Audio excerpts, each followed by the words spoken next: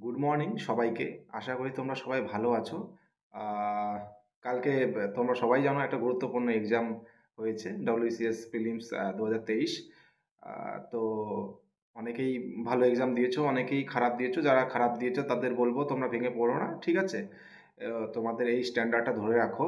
আর যারা খুব কাছাকাছি যাবে যাবে বলে একটা কাট অফ রাউন্ড ফিগার ধরে মনে করছো যে আমরা কাট অফের কাছাকাছি যাব, তারা চিন্তিত হও না। পুরো ভিডিওটা পুরোটা দেখো, দেখলে বুঝতে পারবে, ঠিক আছে?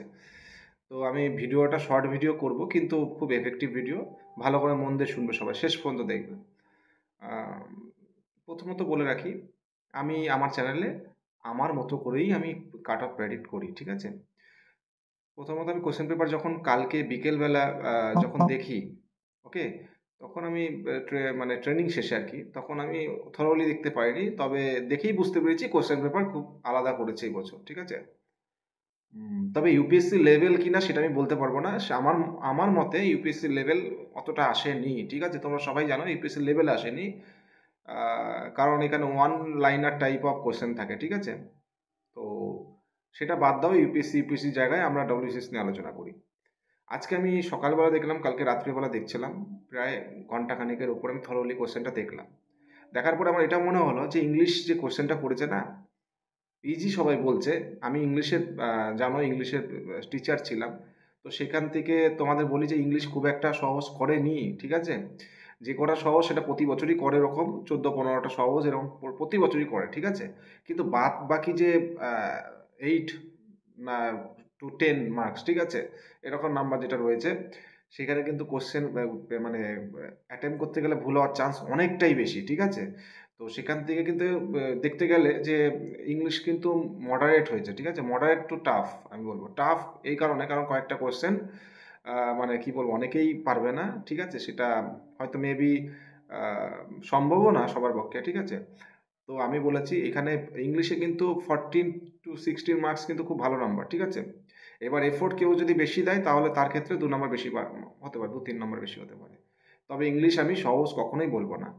হিস্ট্রির কথা বলি, হিস্ট্রি কিন্তু মডার্ন ইন্ডিয়া বলো এনশিয়েন্ট বলো সহজ দিয়েছে, বাট মডার্ন ইন্ডিয়াতে কিন্তু আহ, একটু ট্রিকি টাইপের কোশ্চেন দিয়েছে। ট্রিকি টাইপের বলতে আমি দেখলাম কয়েকটা কোশ্চেন যেগুলো একটু ডেপথ নিয়ে কোশ্চেন করেছে, ঠিক আছে? মানে সেগুলো তোমাদের প্রিভিয়াস ইয়ার্সে পাবে না, এবং তোমরা বই যদি টেক্সট বই না পড়ো সেটা মানে না পড়লে তোমরা পারবে না এগুলো, ঠিক আছে?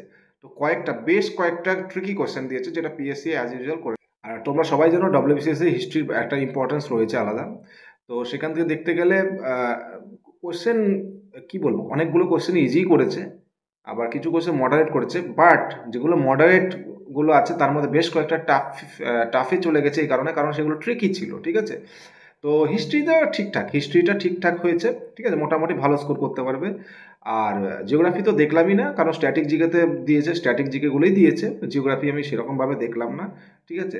আমি এটা অ্যাস্টোনিশ হয়ে গেছি, কারণ জিওগ্রাফিতে তোমাদের আমি ফোকাস করতে বলেছি। যাই হোক, স্ট্যাটিক জিকের কিছু পোর্শনও জিওগ্রাফির মধ্যেই পড়ে, যেমন ন্যাশনাল পার্ক, এগুলো জিকে টুটের মধ্যেই, এই জিকে টুটে বলছি কেন, তোমার জিওগ্রাফির মধ্যেই পড়ে, ঠিক আছে?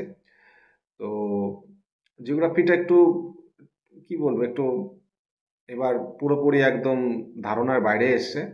আর যে কটা স্ট্র্যাটেজিকে দিয়েছে না, তার মধ্যে কিছু কিছু কোশ্চেন ছিল যেগুলো পারা যায় না, ঠিক আছে? মানে প্রিলিম স্ট্যান্ডার্ডে পারা যায় না, এবং এমনকি মেন স্ট্যান্ডার্ডেও কিন্তু তোমরা এটা আহ, অনেকেই পারবে না, ঠিক আছে? তো সেই দিক থেকে দেখতে গেলে এই প্রশ্নটা কঠিন হয়েছে।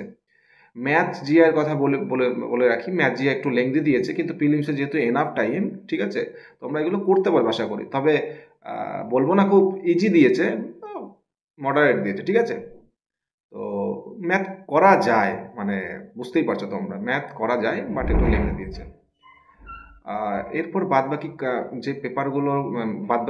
যে পেপারগুলো রয়েছে তার মধ্যে কারেন্ট অ্যাফেয়ার্সটা খুবই কিন্তু কঠিন দিয়েছে, ঠিক আছে? খুবই কঠিন, আমি দেখেছি বেশ কয়েকটা ছাড়া ম্যাক্সিমামই একটু কঠিন দিয়েছে। প্রিভিয়াস ইয়ার্স কোশ্চেন ফলো করলে, মানে গত বছরের কথা যদি বলি, তার তুলনায় অনেকটাই কঠিন দিয়েছে।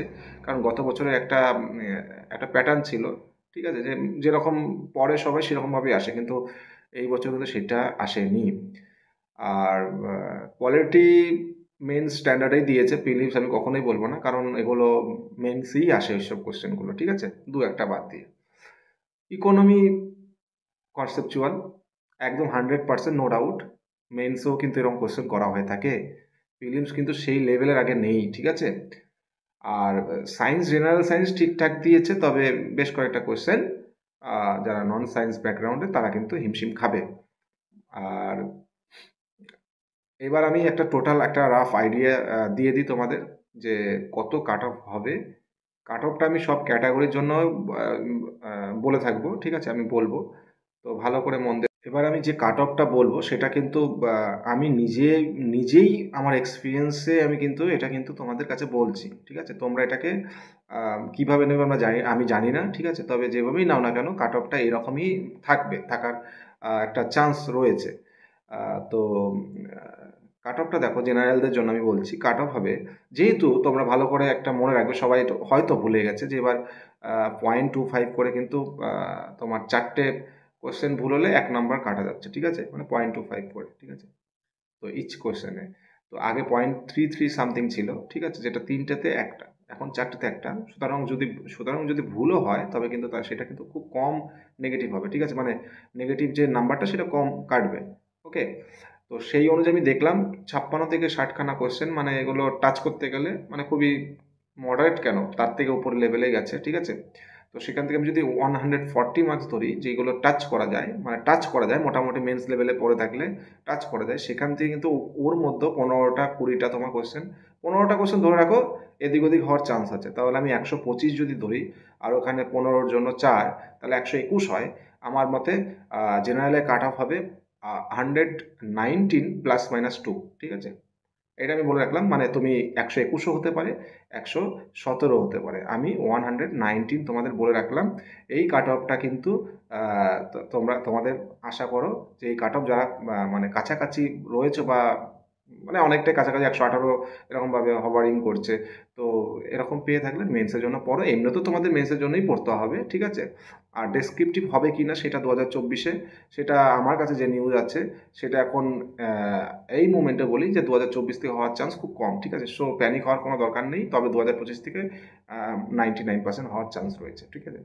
তো আর ক্যাটাগরির জন্য বলি, ক্যাটাগরিতে যারা এসসি আছো তারা হচ্ছে ধরে রাখো 6 নম্বর মাইনাস করো, 113 +-, ঠিক আছে। তো আর ওবিসি এ, ওবিসি বি এগুলো জেনারেলদের মতনই কাট অফ থাকবে। এই হলো আমার কাট অফ প্রেডিকশন। যদি ভালো লাগে ভিডিওটা শেয়ার করে দিও, লাইক করে দিও, সাবস্ক্রাইব করে দিও, ঠিক আছে। আমি সাবস্ক্রাইব এই কারণে করতে বলছি কারণ অনেক ফ্রুটফুল ভিডিও তোমরা পাবে, ঠিক আছে। ভালো থেকো তোমরা। আর যারা এই কাট অফটার উপরে আছো তারা কিন্তু মানে খুব জোরদার করে পড়াশোনা করো, এবং মেন্সের কি স্ট্র্যাটেজি হবে সেটা সম্পর্কে আমি খুব শীঘ্রই ভিডিও আনবো। আশা করি ভিডিওটা ভালো লেগেছে, তোমরা ভালো থেকো, তোমরা ভালো থাকলেই আমি ভালো থাকবো, ঠিক আছে। অনেক ভালোবাসা রইলো। হ্যাঁ, ঠিক আছে, এখানেই রাখি।